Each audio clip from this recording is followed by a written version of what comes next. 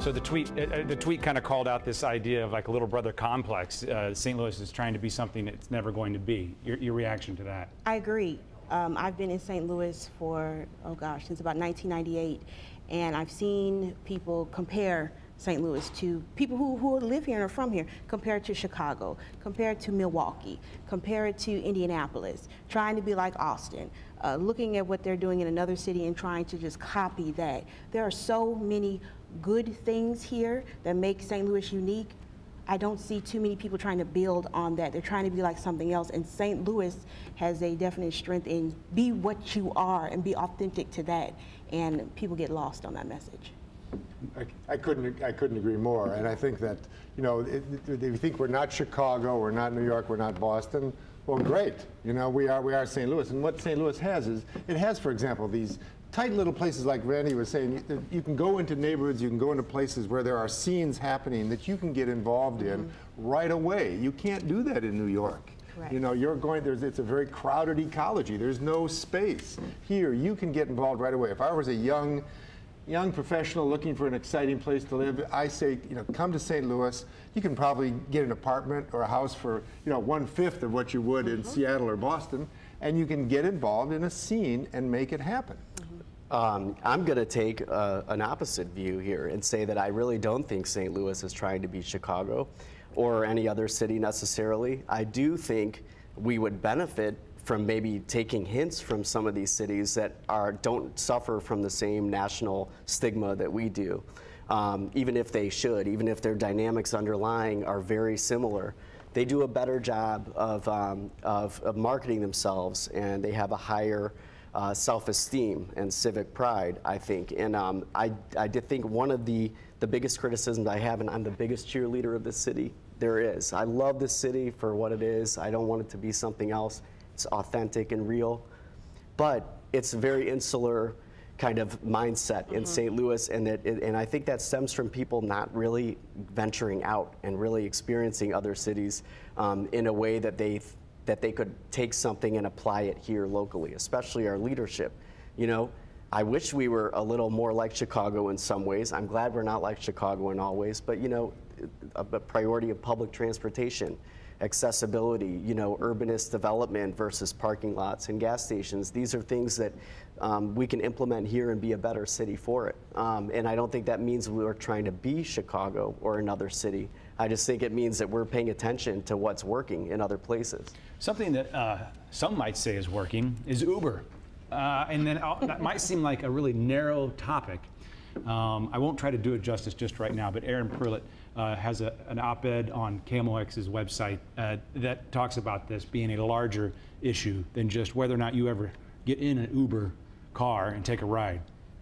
Is that provincial? Is that what's going on? Is that speak to a larger issue? The issue of to catch folks up in case they don't know, the Metropolitan Taxi Commission is not allowing Uber as of right now to operate in the city. This is an app-based car service. They come pick you up. It's in the private car.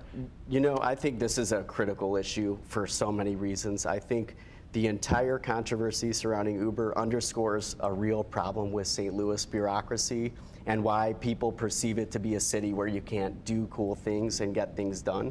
And that's because why should we, out of 160 or so cities that have Uber operating, why should we be a lone holdout and try to layer up regulations that, you know, make it difficult for them to operate here that they don't have to adhere to in any other cities. I think there are two exceptions. One of them is New York City, which is a whole different thing. From a perception standpoint, it's really image suicide to disallow Uber or to resist Uber and make us think about it. I really do think that whether you use it or not, it is the future of urban mobility in American cities. Is it that one of the taxi commissioners called it white privilege to be worried about, he himself is a white man, to be worried about, so maybe there's a whole other level of there. But do people who are concerned about the issues of Ferguson and fixing those issues, are they also concerned about things like Uber? No.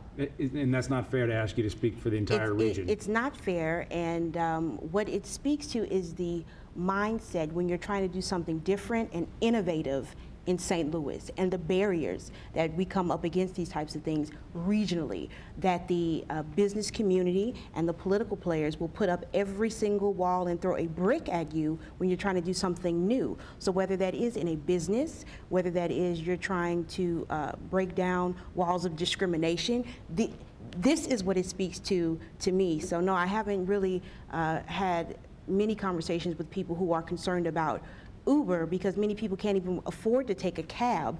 We're trying to fight for regular public transportation to get people just from one side of Little Ferguson to the other, trying to get kids to a community center where there is no public transportation at all.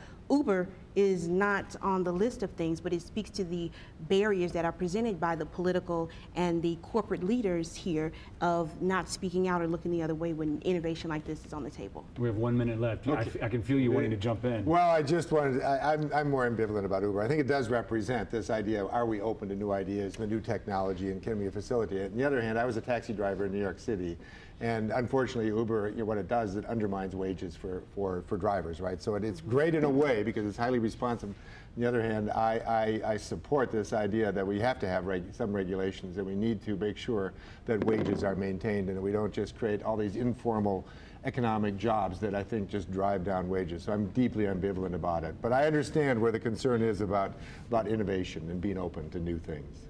We have less than 30 seconds left. Give me 5 seconds on optimism about this future of St. Louis. Oh, I'm really optimistic. I just think that as long as we understand that we are best being an urban city and an inclusive, diverse city, then we're going to do better. But we should not try to compete with our suburbs, and we should just try to hone in on our inherent strengths. We'll leave it there. Thanks for all of your time. Until next time, stay tuned.